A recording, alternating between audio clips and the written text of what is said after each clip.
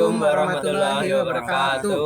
Kami dari kelompok 5 ingin mempresentasikan tugas bahasa Indonesia yang mengenai tentang teks prosedur.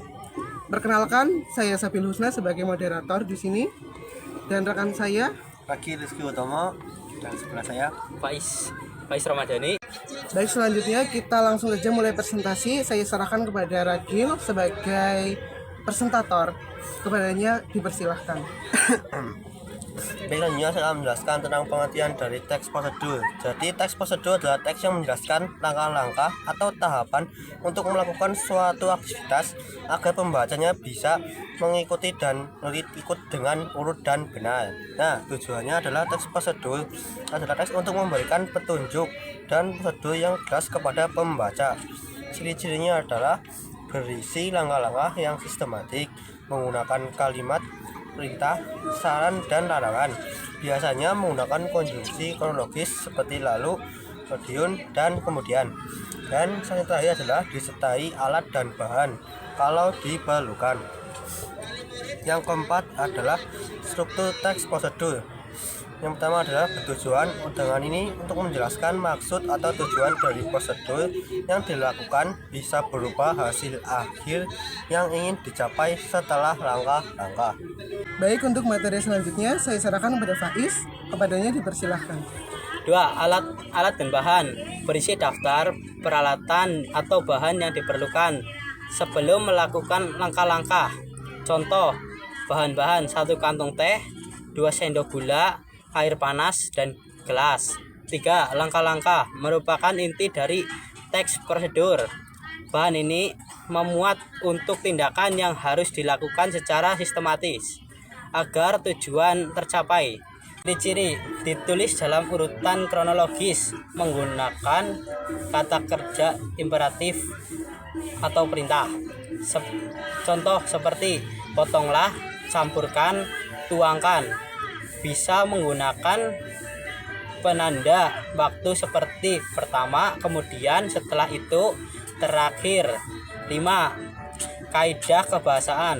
1. Kalimat imperatif digunakan untuk memberikan instruksi atau perintah secara langsung. Contoh, rebus air hingga mendidih, masukkan bahan ke dalam wadah.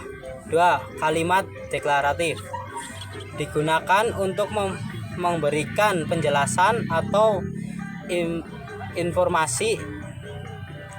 Contoh, air akan berubah menjadi panas. Keempat, ada penggunaan kata kerja aksi, menunjukkan tindakan yang harus dilakukan seperti memotong, mencampur, mengaduk. Yang kelima, penggunaan kata keterangan untuk memperjelas waktu, tempat, cara, atau jumlah dalam suatu tindakan.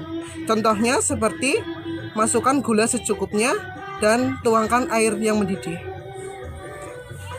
Baik, yang keenam adalah macam-macam teks prosedur. Teks prosedur dibagi menjadi beberapa macam berdasarkan tujuannya. Yang pertama adalah teks prosedur sederhana.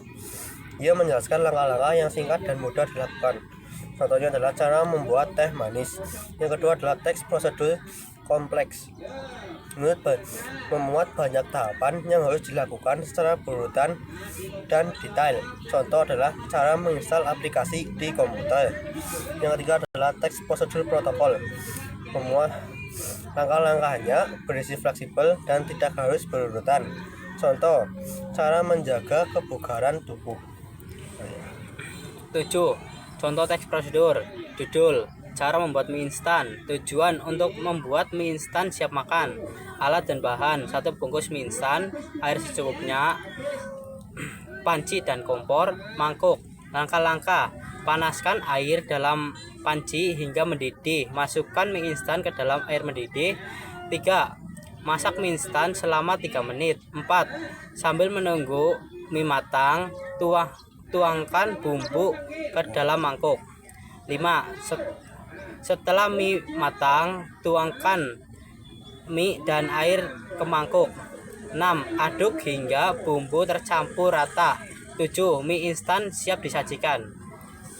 Baik, terima kasih. Sekian presentasi dari kelompok kami. Wassalamualaikum warahmatullahi wabarakatuh.